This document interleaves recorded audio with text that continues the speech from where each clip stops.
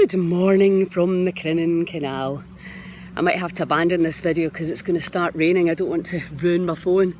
But yeah, I don't want to keep banging on about politics, but you know, the more, as we're working on this Heal Scotland book, and you know, my big passion is that true health and vitality, whatever that might mean to you, feeling happy and feeling full of purpose and curiosity and excitement for your life, doesn't mean you don't have to have a perfect body for that. In fact, I would say I have more of that at 60 than I had at 21.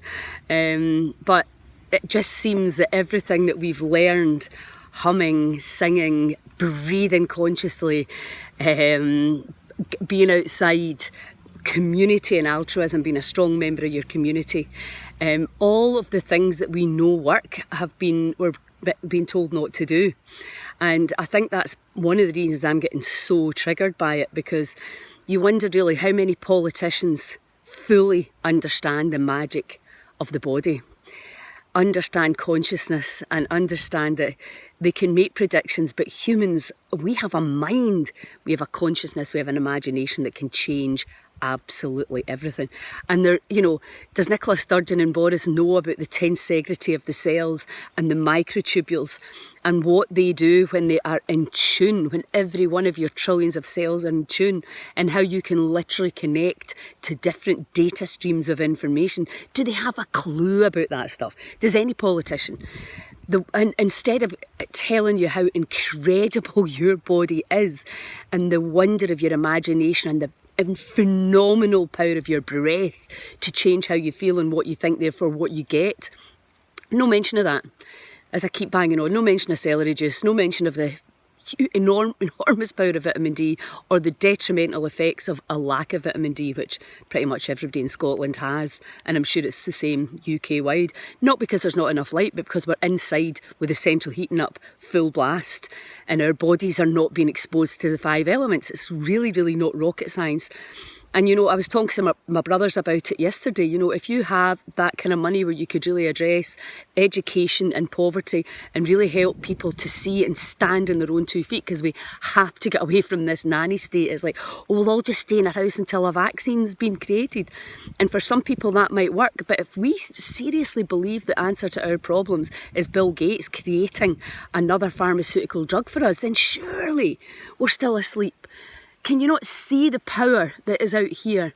If we were teaching people to grow their own food, making sure the water system wasn't polluted, it was clean and full of energy and vitality, cleaning up the oceans, cleaning up the airwaves, and truly living in community and caring for every single person. Because I don't care if you've got a degree if you don't have a kind heart, and if you don't genuinely listen to what other people are saying.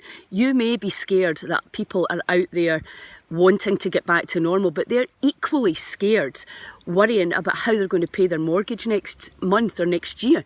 So we all have to understand that we are all in this together, quite literally. That's a quantum phenomena. We are interconnected, and things that I say and do will affect you and vice versa. So being kind, you know, no matter what the politicians, they couldn't be making a bigger pig's ear of this if they tried. No matter what they're saying or thinking, they're all trying their best. Trust me, I've had to do a lot of releasing because it's just not good enough for me what they're doing. But then if you only see the body as a 3D chemical meat suit, then you won't have any idea about the power that inside each one of us. And to me, that's what the Heal Scotland movement's about. You are powerful. You can become uncompromised. You have a phenomenal capacity to create and imagine and to intend and attend whatever you want. So make sure you're not being led by fear and control and a need for approval. What will my neighbours say? And really tap into your heart and decide what is best for you and your children, so that you don't end up following the sheep and making a mistake that you could regret simply because you didn't have the courage to stand up for your own convictions. And that's what we all have to do. Whether you want to have the vaccine or whether you do not want to have the vaccine, that is your right to choose.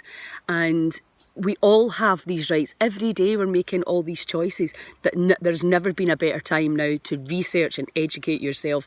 Ever since Joanna was diagnosed at 16 with leukemia, I have researched and searched every day about how we can heal without creating another disease. And it's all about back to nature, reconnecting to nature and your true self. But biggest thing is knowing how powerful you are. Because if you let other people believe you are, take away your hope and that you're not powerful, then you're just going to be another victim. And you're not a victim, you're a master. Anyway, that's me. I'm not going to rant on anymore. I'm going to work. Have a wonderful weekend. Huge love. Ciao.